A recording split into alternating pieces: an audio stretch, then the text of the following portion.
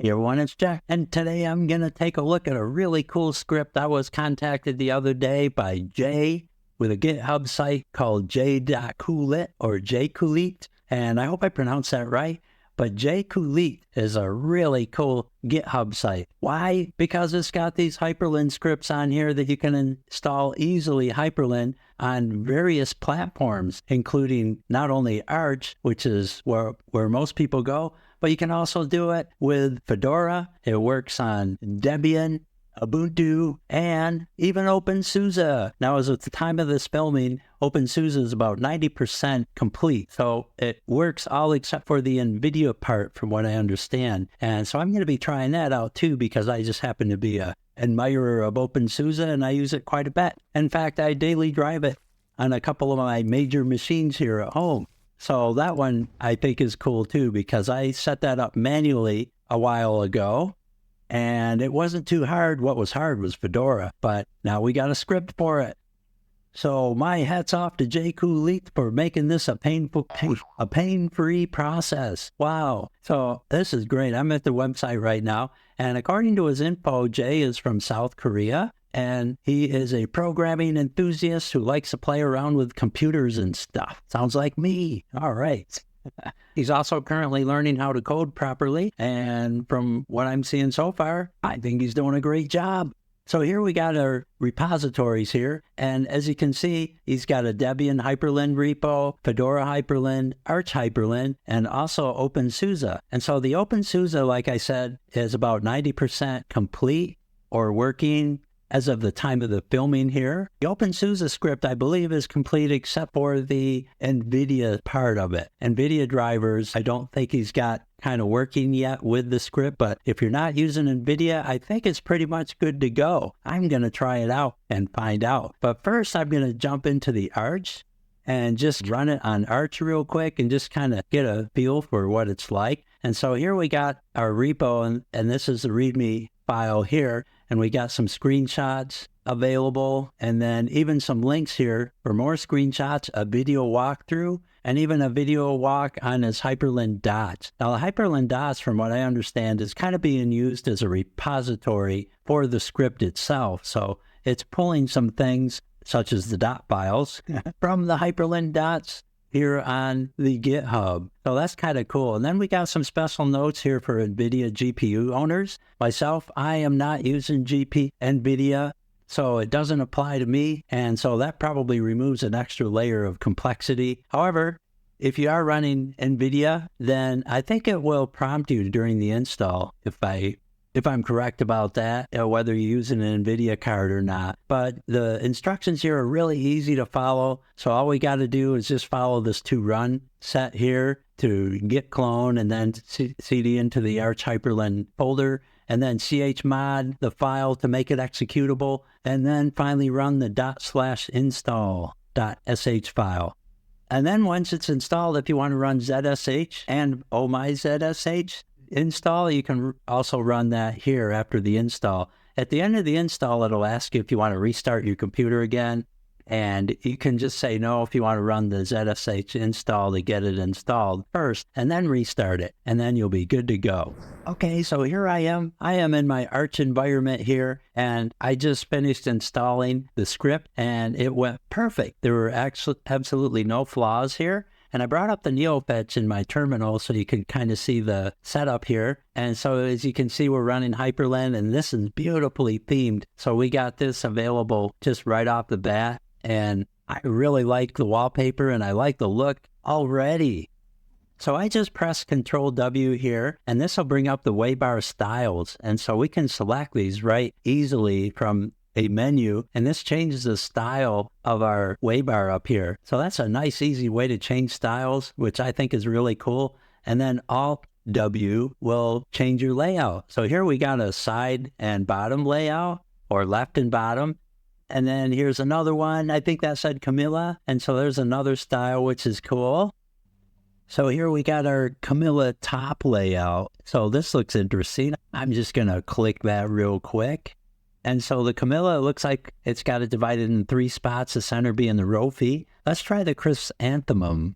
And chrysanthemum bottom, left, top. Back to the Camilla. So here's our chrysanthemum layout. And then we got gardenia here. And, well, that's kind of cool. The gardenia there has Chinese characters. Very cool. So let's do our style. That would be Control W. And here we can change our style and our look. And then we got our crimson look there. That's kind of cool. Check that out. Wow, and our Chinese numbers. 1, 2, 3, 4, 5, and Leo, which is not in Chinese.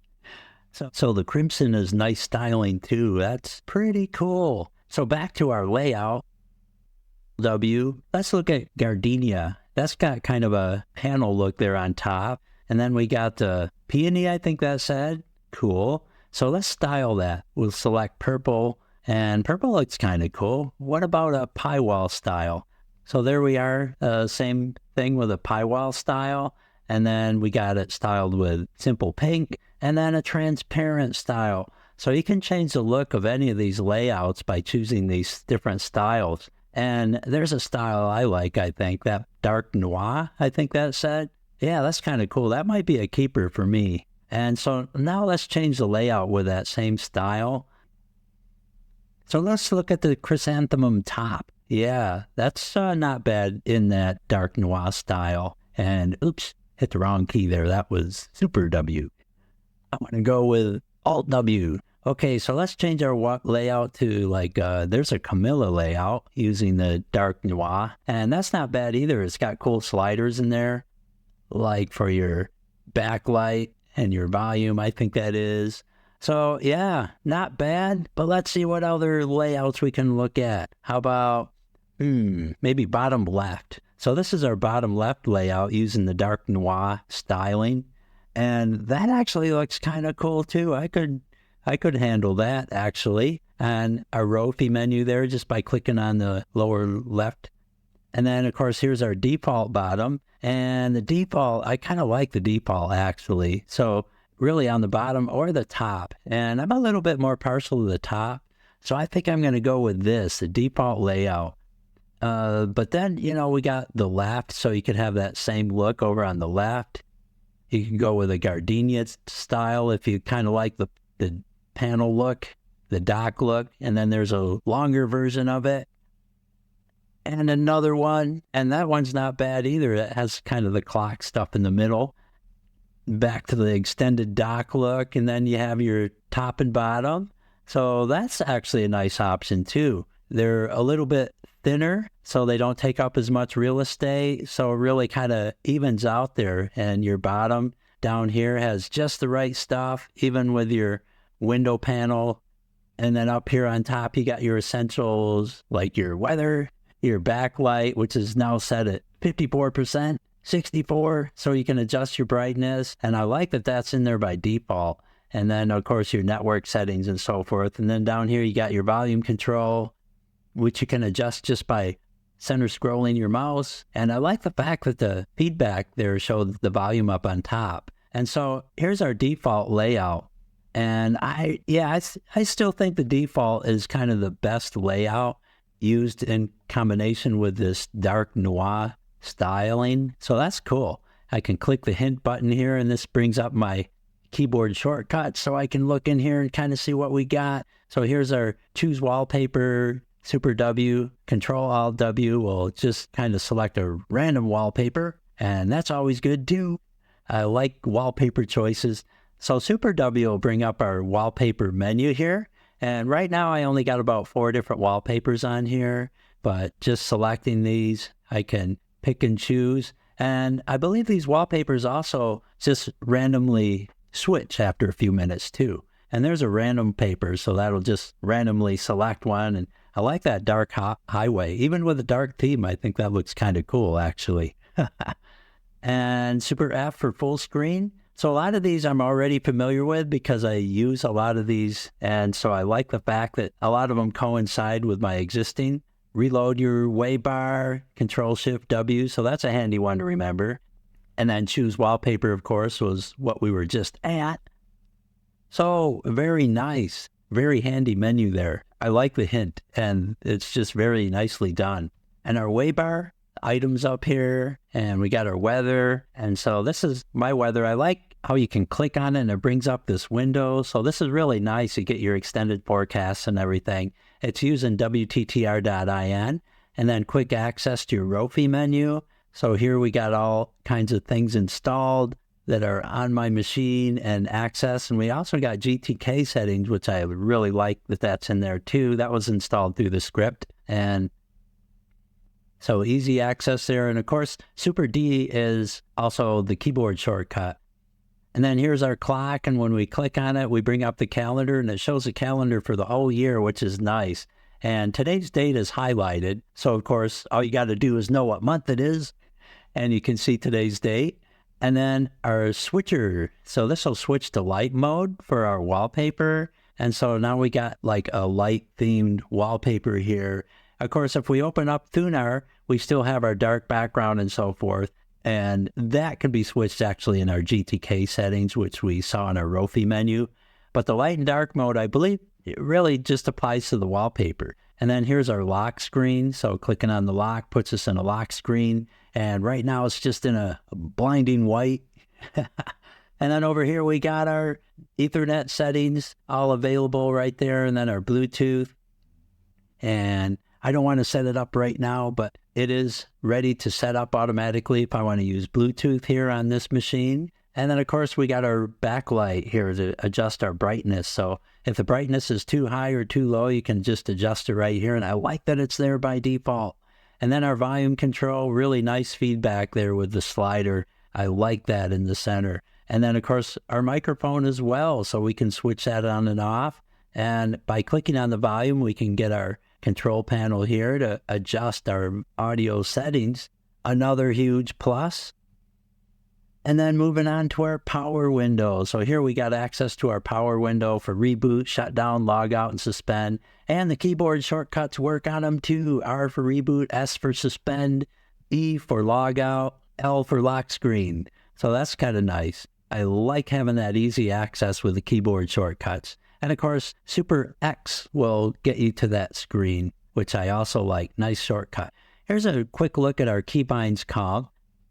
So in our config hyper file folder, we have a config subfolder, which contains our different files that correspond to different areas, such as keybinds, window rules, and so forth, settings.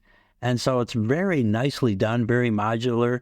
And here I have my workspaces settings here. And by default, Super Shift number will take you to the workspace. We'll move something over to the workspace, and Super Control number will allow you to follow it. So you got your two options there. And then, of course, we got our modules here for our Waybar, and pretty standard configuration, I think, for our Waybar, set up very nicely. And I really didn't have to change anything on here except for the weather to make it local to my area. Very nicely done and easy to edit.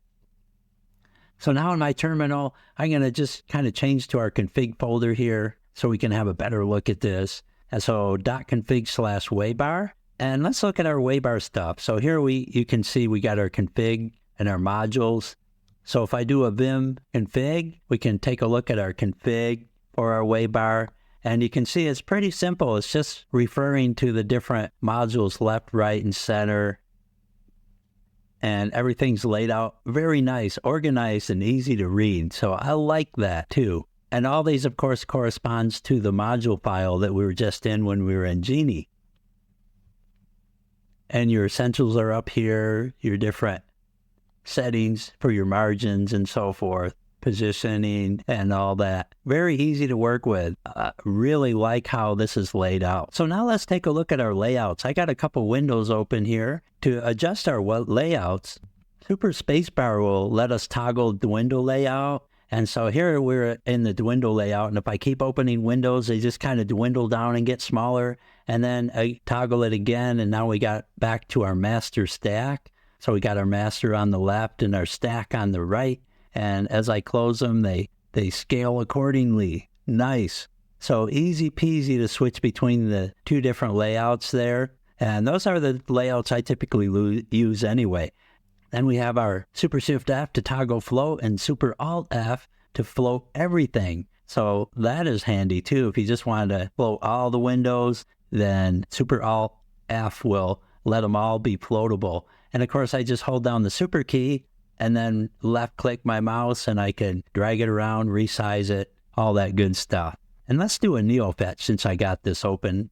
And so here's our Neofetch showing that we're running Arco Linux. And so we're on the Arch version of the Hyprland right now using the script. And I'm actually going to move on over to the OpenSuse and install that too, because I'm really curious just to see how that works. And then if we look at our hinting again, this is always nice to see. We got another thing here called game mode. So this turns off all the animations. That's Super Shift G. And so that's an easy way to kind of save on resources, Super Shift G. And now all the animations are gone. So when I switch between windows, there's no more animation effects and zooming in and out and so forth.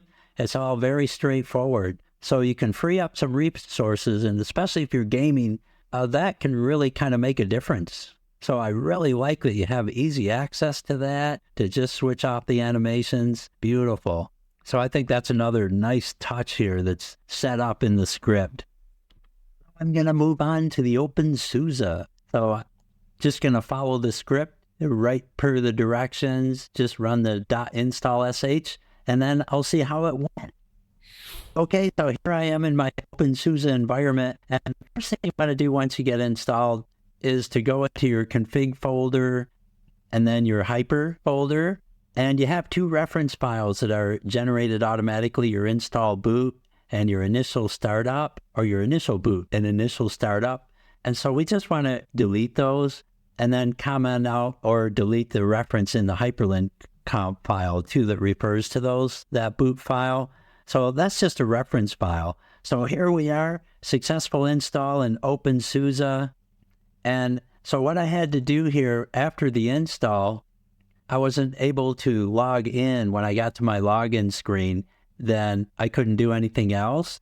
And I forgot to install ZSH at the end of the install. And I don't know if that made a difference or not, but when I installed OpenSuse, I did the minimal install with the minimal desktop. So all I had was the OpenBox window manager installed on there. So as a result, my login manager was LightDM. So the first thing I had to do was I had to do Control Alt F4 to get out of the session and into the console or the terminal. And so I logged in into the terminal session on OpenSuse, and after I logged in, the first thing I did was I removed LightDM, sudo zipper remove LightDM, and so I got rid of that window manager and I instead installed SDDM, sudo zipper install SDDM. And for good measure, I also installed Sway, because when I set up Hyprland manually on OpenSuse a couple months ago, the procedure I had to follow to do that was to install Sway and then Hyprland along with SDDM. Now, if you installed OpenSuse just the standard with GNOME or KDE Plasma, then you may not have to go through these extra steps because you'll already have GDM and SDDM installed by default, which is already compatible with Hyprland. But LightDM is not, so you're not going to have any luck logging in as long as you have LightDM as your login manager. So after I did all that, which was really quite simple, then I simply enabled my SDDM by typing sudo systemctl enable. And after that, I simply did a reboot, sudo reboot. So then after the reboot, I got into my SDDM login screen and it installed just fine. I logged in and here I am. So very simple process. Didn't have any issues there at all. And so now that I'm in here, you can see that the layout, the default layout really is the same. Everything went very smoothly and we really have the same kind of result. And so I like the fact that this is really uniform. And if I move around here, we got our hint and all the hints are the same, just like it was in Arch. So a very uniform experience, whether you're in Debian, Fedora, you all get the same, and no Neofetch. So I'm just going to install Neofetch real quick. Sudo zipper in Neofetch. In is short for install. Authenticate, and I'm just going to press enter for yes. And there we go. So now we can Neofetch. I'm just going to clear real quick before I Neofetch in though. So now let's do a Neofetch. And here you can see we're on OpenSuse Tumbleweed, running Hyprland with the sway. Yes, at the end, I forgot to install ZSH. So what I had to do here was install it after the fact. So I just did a change shell -s, which is ZSH, and then activated ZSH, and then did the source the .zshrc file, and that did the trick. And so this is our default layout here in OpenSuse. Really beautiful look, and all the same keyboard layouts. Again, Alt W for our layout, Control W for our style. So here's Alt W, and I can change my layout if I don't want to use the default. And then our styling, Golden Noir, which is Control W. And so I like the Golden Noir, so I'm going back to that with the default layout.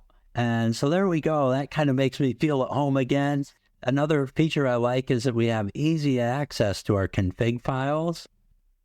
So you can easily access your config files just by simply pressing Super E. So Super E will bring up your configuration menu like that. And so here you can see your environment variables, your window rules, your one-time exec during your startup, which is fantastic. Keybinds, monitors, laptop keybinds, and Hyprland settings. So, and this was set up so nice that I didn't really have to do that much. The execs are nice. I like how those are separated. Those are your exec once, or your execute one time for your startup. That way they don't re-execute again when you make a change to your config file, like your keybinds. If you change your keybinds, it'll reload your configuration, but it doesn't reload your execs, because certain things like your Waybar, you don't want that reloading twice, or you'll have two Waybars. So that's a good place to have separate. And then your Hyprland settings, and I did make a change right off the bat in my Hyprland settings. And again, this made it really convenient because it's right here in the menu. Just click on it and I'm good. So here in my settings, it opens it right up here in Nano, which is installed by default, which I'm good with that. And so the first thing I did was I scrolled down near the bottom to our input settings, and I like my numlock to be on by default. And by default, this was set to 0. So I changed the 0 to 1. That way my numlock will activate every time I boot into my session. So that was really the only change I had to make to the settings. Other than that, everything else I was just fine with. And this menu really makes it a breeze, Super E. And so I can come down here and we can take a look at our keybinds, and we got instant access to it. This is just so convenient. I really love this feature.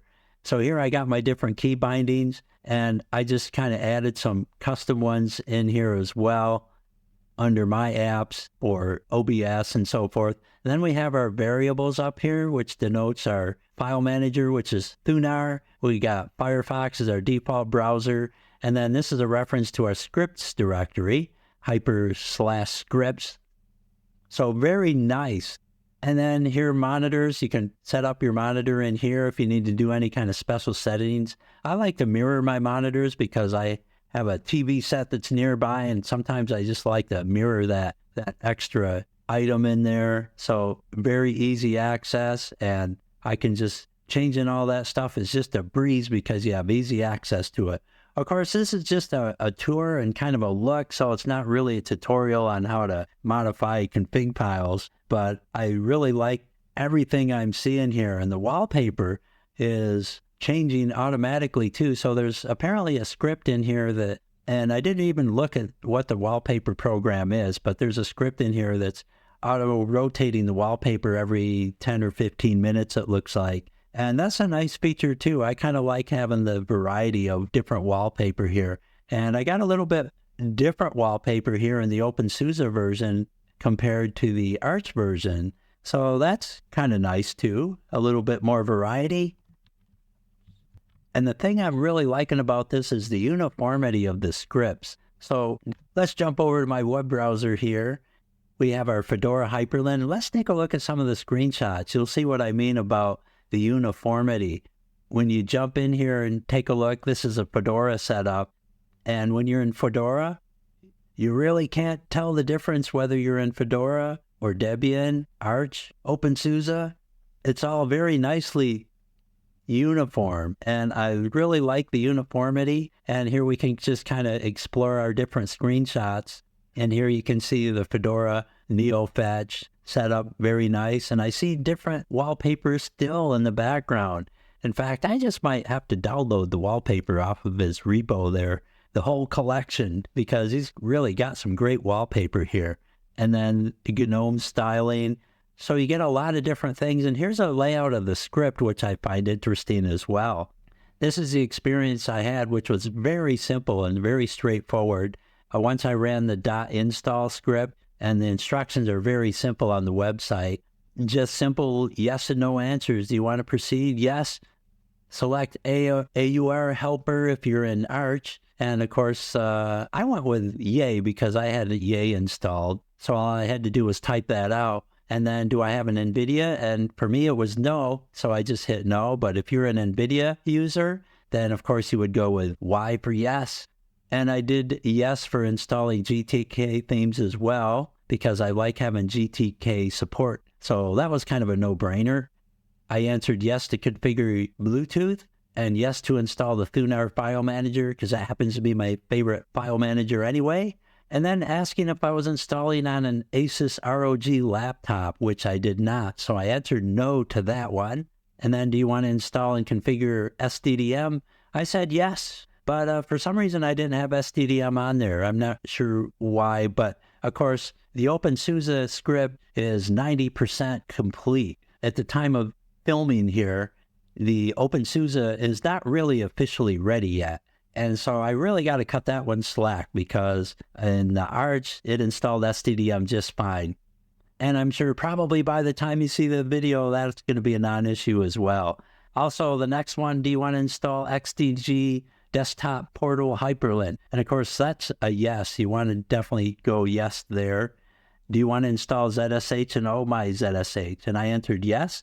Of course, there's a little bit of a bug in the install script, which I think they're working out. And what that is at the end of the script, when it's all done, it's going to ask you if you want to reboot. But the ZSH, you really got to actually install that again. So I had to manually install that. Whether that's exclusive to OpenSuse, I'm not quite sure. But that's just a little thing you just want to keep in mind if you want to have the ZSH. And if you don't want to use it, then of course just answer no. And for me, good old Bash really is my favorite, but I do like ZSH, so I did yes anyway. And then finally, do you want to copy dot files? So if this is the first time install of this script, you want to go with yes so you can get those dot files copied over. If you're doing a reinstall for some reason and you want to keep your original dot files, then of course you can answer no. So there you go, a little tour of the installer. And that's how simple it was. Then it just did its thing, and when it was all done, that was it. I did a reboot. And again, for OpenSuse, I did have to manually install SDDM, and whether I needed to or not, I'm not sure, but I installed Sway anyway, just for good measure, and activated SDDM, and then I was good.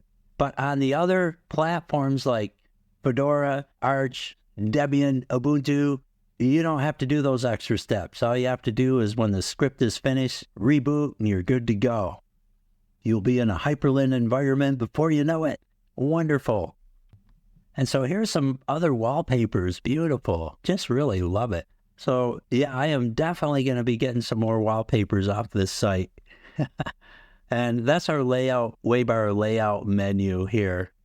And then here we got our different platforms. So if you want to look at some Debian, or there's a Fedora version 2. I'm not really quite sure what that is. That's, I think, just some additional pictures here, like of the maybe a Ropey menu and so forth. So that's kind of some extras, I think, that you can just look at, some more pictures, and same with Debian. But let's look at some of the Debian screenshots real quick. And so here's one from Ubuntu.